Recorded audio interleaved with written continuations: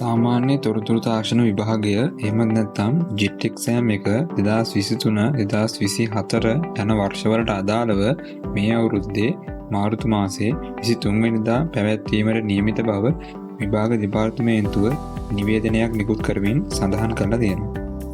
මේ එක්සෑම් එක පෙරවරු 9 සිට පස්වරු 12:10 දක්වා දිවයින පුරා විභාග මධ්‍යස්ථාන 2683කදී පැවැත්වෙන බවයි වාර්තා වෙලා තියෙන්නේ. විභාග සඳහා ප්‍රවේශ පත්‍ර පාසල් පැමිණීමේ ලේඛන මේ වන විටත් අදාළ පාසල් ප්‍රධානීන් වෙත තැපැල් මගින් නිමු කර ඇති බවද විභාග කොමසාරිස් ජෙනරාල්වරයා දැනුම් දීලා තියෙනවා. මම මේ ඔයාලට කියුවේ JET එක්සෑම් එක ගැන මේ ළඟදී පළ වෙලා තිබ්බ ප්‍රවෘත්තියක්. ඉතින් මේ ප්‍රවෘත්තියත් එක්ක A level කරන වයසේ ඉන්න ගොඩක් ළමයි පිරිසක් මේ JET එක්සෑම් එක ගැන දැන් උනන්දු වෙලා තියෙනවා.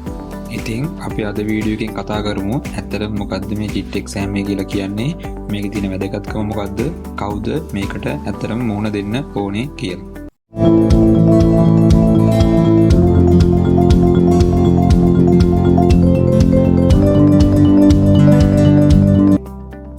සරලවම කිව්වොත් JET එක්සෑම් එක කියලා කියන්නේ නැත්නම් General Information Technology එක්සෑම් එක කියලා කියන්නේ ශ්‍රී ලංකා අධ්‍යාපන දෙපාර්තමේන්තුව මගින් ශ්‍රී ලංකාවේ A level විභාගය සඳහා මුහුණ දෙන සිසුන් වෙනුවෙන් සූදානම් කරලා තියෙන විභාගයක්.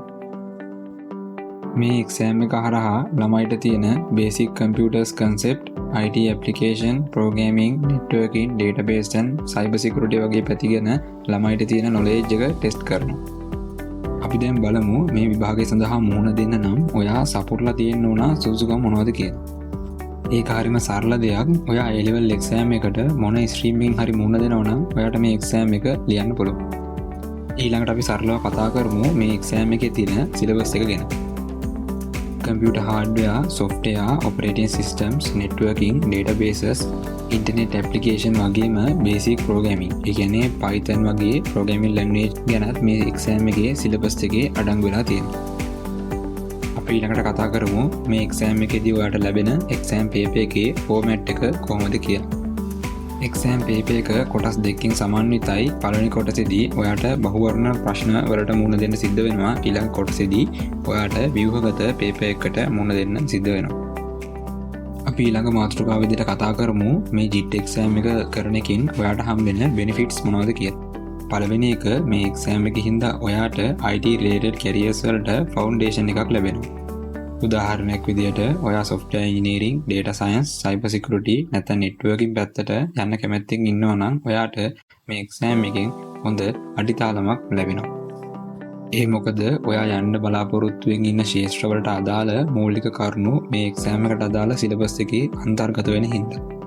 දෙවෙනි benefit එක higher education වලට මේ එක්සෑම් එක දායක වෙනවා. අපි දන්නවා සමහර යුනිවර්සිටි කෝසස් තියෙනවා මේ IT සම්බන්ධ මූලික දැනුම අපිට නිරන්තරයෙන්ම අවශ්‍ය වෙනවා. උදාහරණයක් විදිහට computer science නැත්නම් engineering නැත්නම් ICT වගේ degrees හඳුන්වන්න පුළුවන්. ඉතින් මේ එක්සෑම් එකෙන් ගන්න රිසල්ට් එක ඔයාට යුනිවර්සිටි යන්න වැදගත් වුනේ නැතත් මේ එක්සෑම් එක කරන එකෙන් ඔයාට හම්බෙන knowledge එක මම අර කිව්ව degrees follow කරද්දී ඔයාට ගොඩක් වැදගත් වෙනවා. මේ එක්සෑම් එක කරන එකෙන් ඔයාට හම්බෙන්නේ ගොඩක් මූලික දැනුමක් වුණත් ඒ දැනුම පවා ඔයාට ආරම්භයක් විදිහට ගොඩක් වැදගත් වෙනවා. ඊළඟ පොයින්ට් එක ඔයාගේ digital literacy එක මේ එක්සෑම් එකේ හින්දා improve වෙනවා. මම ඒක පැහැදිලි කරොත් ඒකෙන් කියවෙන්නේ ඔයාගේ කැරියර් එක මොකක් වුණත්, ඔයා ડોක්ටර් කෙනෙක් වුණත්, ලෝයර් කෙනෙක් වුණත්, ඉංජිනේර් කෙනෙක් වුණත් ඔයා මේ එක්සෑම් එකේ හින්දා ලබා ගන්න Microsoft Office, database, internet safely වගේ දේවල් සම්බන්ධ දැනුම ඔයාට අනාගතයේදී අනිවාර්යයෙන්ම වැදගත් වෙනවා. ඊළඟ පොයින්ට් එක better job opportunities. ලංකාවේ සමහර ජොබ් තියෙනවා මේ JET එක්සෑම් එකෙන් ඔයා ලබා ගන්න රිසල්ට් එක, ඒ සර්ටිෆිකේට් එක සුසුකමක් විදිහට සලකන. ගොඩක් වෙලාවට මේ වගේ ජොබ් තියෙන රජයේ ආයතනවල එහෙම නැත්නම් ගවර්න්මන්ට් සෙක්ටර් එකේ. ඉතින් ඔයා IT ෆීල්ඩ් එකට සම්බන්ධ නැති ජොබ් එකකට ඇප්ලයි කරත් මේ එක්සෑම් එක කරලා ඔයාට හම්බෙන රිසල්ට් එක සහ සර්ටිෆිකේට් එක වඩා වැදගත් වෙන්න පුළුවන්. මම කතා කරන අන්තිම පොයින්ට් එක විදිහට logical thinking improve වෙන එක මේ එක්සෑම් එකෙන්ද සිද්ධ වෙනවා. මම කලින් කිව්වා මේ එක්සෑම් එකේ සිලබස් එකේ තියෙනවා මූලික programming concept. ඒ නිසා ඔයාට පරිගණක ක්‍රමලේඛනයේ මූලික දේවල් මේ එක්සෑම් එක හරහා දැනගන්න පුළුවන්. ඒක ඔයාගේ ක්‍රිටිකල් තින්කින් නැත්නම් ලොජිකල් තින්කින් ඉම්ප්‍රූව් කරගන්න ගොඩක් උපකාරී වෙනවා. අවසාන වශයෙන් මේ එක්සෑම් එක ගැන ගොඩක් අය ගාව තියෙන වැරදි මතයක් නිවැරදි කරගමු. ගොඩක් අය හිතනවා මේ ජෙනරල් ඉන්ෆර්මේෂන් ටෙක්නොලොජි එක්සෑම් එක එහෙම නැත්නම් JIT එක්සෑම් එක අනිවාර්ය විභාගයක් කියලා. ඒක සම්පූර්ණයෙන් වැරදි මතයක්. A level වලට මුහුණ දෙන හැම ශිෂ්‍යයෙකුටම මේ JIT එක්සෑම් එකට මුහුණ දෙන එක අනිවාර්ය කරලා නැහැ. මම මුලදී කිව්වා වගේ ඕනෙම ස්ට්‍රීම් එකකින් A level වලට මුහුණ දෙන ශිෂ්‍යයෙක්ට මේ එක්සෑම් එක සඳහා පෙනී සිටීමේ සුදුසුකම තියෙනවා. හැබැයි ඒකෙන් කියවෙන්නේ නැහැ ඔයා මේ එක්සෑම් එකට අනිවාර්යෙන් මුහුණ දෙන්න ඕනේ කියලා.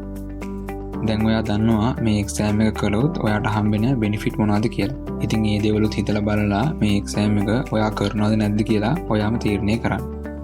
වීඩියෝ එක අවසාන වෙනකම් බැලුවට වැඩ ගොඩක් ස්තුතියි. තවත් මේ වගේ ටොපික් ගැන හරි තොරතුරක් ඉක්මනටම ඔයා ගාවට ගෙන්න ගන්න channel එක subscribe කරලා තියාගන්න.